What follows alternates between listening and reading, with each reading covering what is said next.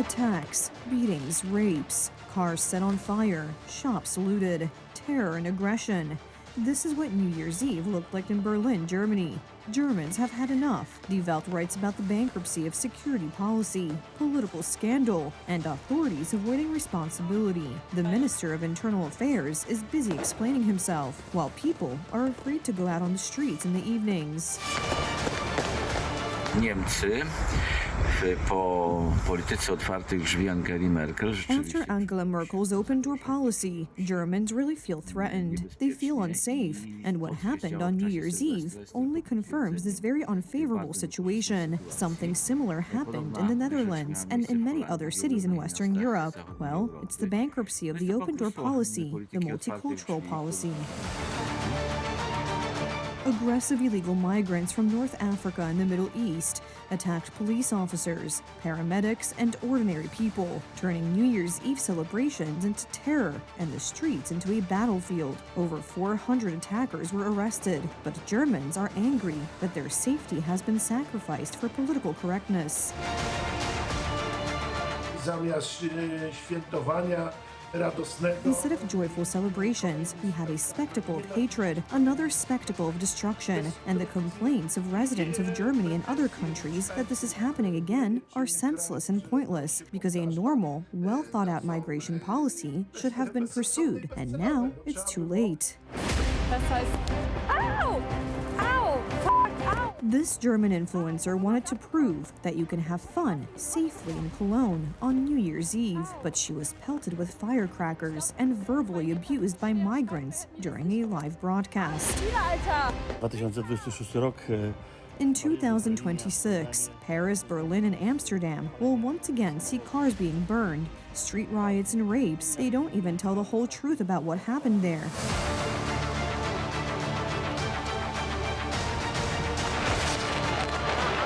Let's remember that on July 1st this year, the migration pact agreed to by Donald Tusk and his team will come into force. Let's enjoy the freedom and security we have for now, but let's also mobilize all communities to ensure that Poland is not covered by the migration pact, so that Poland remains safe. Unfortunately, Tusk's team agreed to this pact. Today, the Dutch deeply regret their open policy towards Islamic migrants. During New Year's Eve, the streets of Amsterdam were turned into battlefields, and a historic church was burned down. France was also burning. Over 1,000 cars were set on fire. A man was stabbed in Marseille. 2 people were shot in Paris, and hundreds of officers were injured. Zachód sam jest sobie winien. The West has only itself to blame because it brought in an army of migrants. It pays them a fortune for doing nothing. It does not react when migrants rape white women en masse. The courts, in turn, release rapists, explaining that this is their culture. Even children in schools cannot eat ham sandwiches because it offends Muslims. The media were banned from writing about migrant violence. In Madrid, a Nigerian man threw his roommate from the 11th floor of a building, killing her instantly.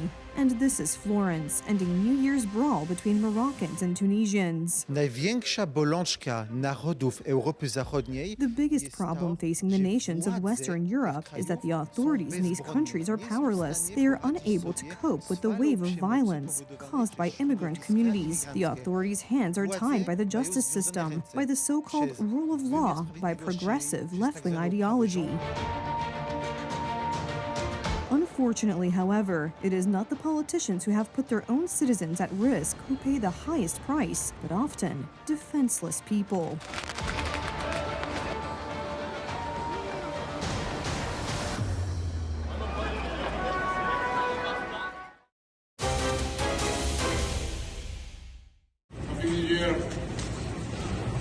Nicolas Maduro in New York. Just a few days ago, he was walking around downtown Venezuela and threatening the Americans. Today, he is in custody in Brooklyn, New York, awaiting trial. To understand where we stand, it is important to take into consideration another thing.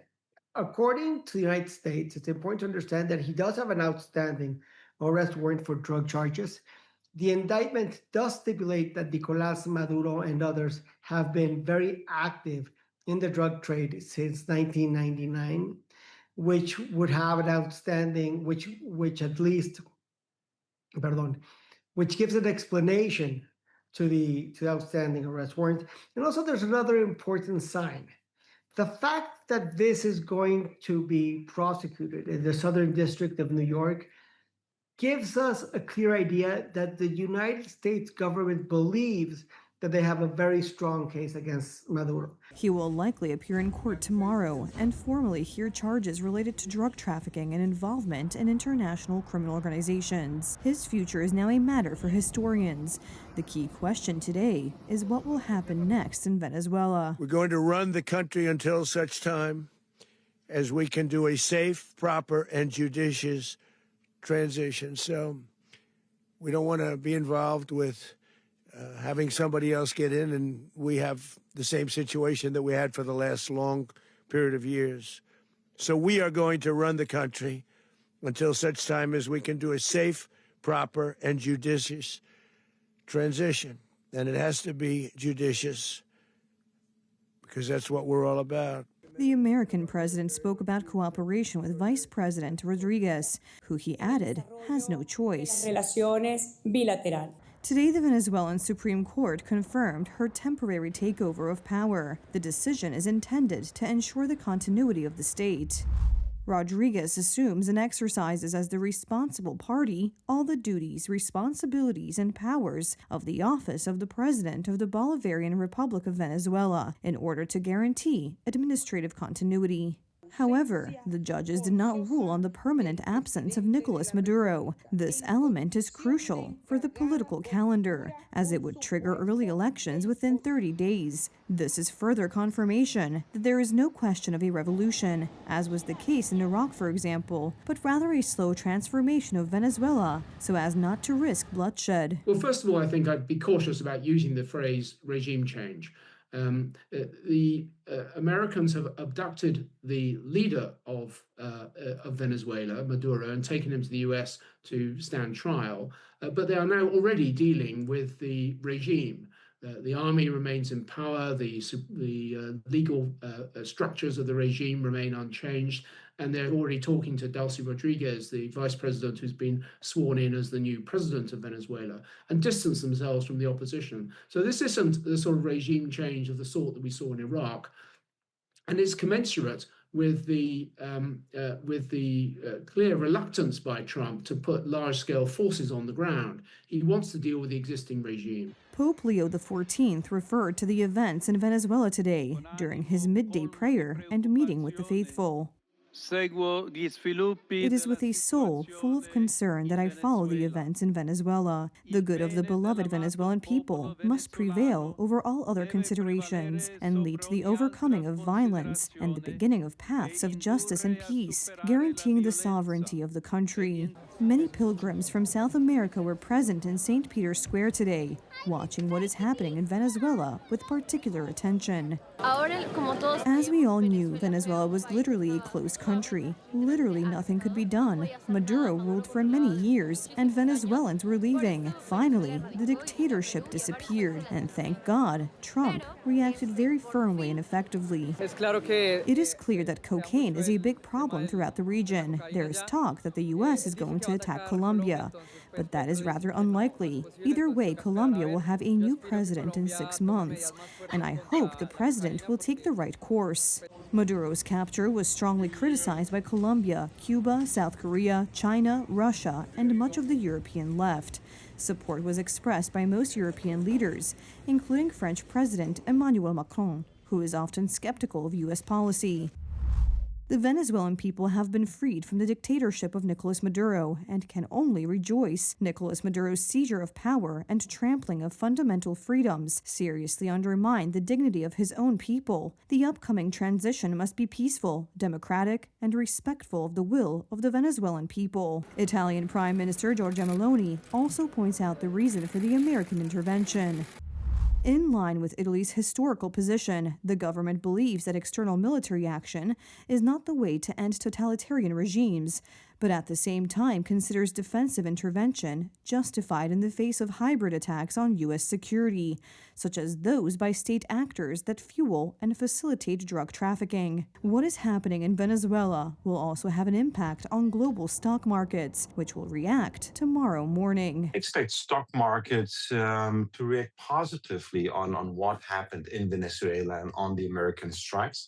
I also expect the commodity market, especially oil prices, to go down in the expectation by investors that there will be more oil produced out of Venezuela over the next month. Maduro will be the third foreign leader to face trial in a U.S. court for drug trafficking. The first was Panama's president, Manuel Noriega, arrested in 1990. The second was former Honduran president, Juan Orlando Hernandez. Hundreds of people marched silently through the streets of the Swiss ski resort of Crans-Montana to commemorate the victims of a fire at a bar where a New Year's Eve party was being held. At least 40 people died and over 100 were injured.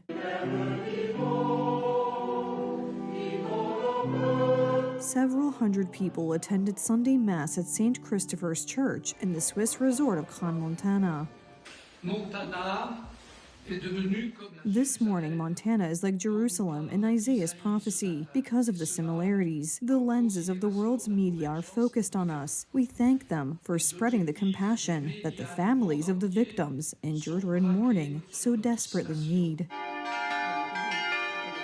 Despite the cold, people also gathered outside the church, singing hymns, praying and laying flowers. Several prominent clergy, politicians, and police officers attended the Mass, and Swiss television broadcast the service nationwide. After the Mass, which moved outside, the crowd slowly moved toward an improvised memorial for the victims next to the bar La Constellation, which burned down in the early morning of January 1st. The tragedy deeply affected the close-knit resort community.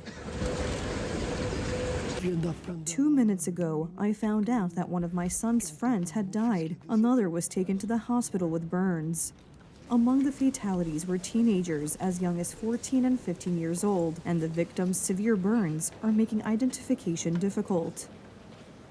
The circumstances of the tragedy were horrific, especially on a day like New Year's Day, which is a real family holiday. Everyone loves each other. Nothing bad ever happens here. Participants in an interfaith service joined hands and formed a circle. In this way, they wanted to unite to cope with the trauma of one of the greatest tragedies to hit modern Switzerland. It was an important moment, to get together and to exchange, support each other. So that was the very, very important moment in this tragedy, and also for all the rescue team, to thank them, because what they did, it's just incredible. The tragedy in a Swiss bar has shocked the whole world. The authorities are investigating the circumstances of the fire. In any case, justice must be done. It is extremely important that such a tragedy never happens again. The investigation must be thorough and conclusions must be drawn. It is unbelievable that something like this could happen in this day and age. From the reports, photos, and videos published so far, it is clear that the fire was caused by sparklers attached to bottles of champagne served by the staff. Alleluia.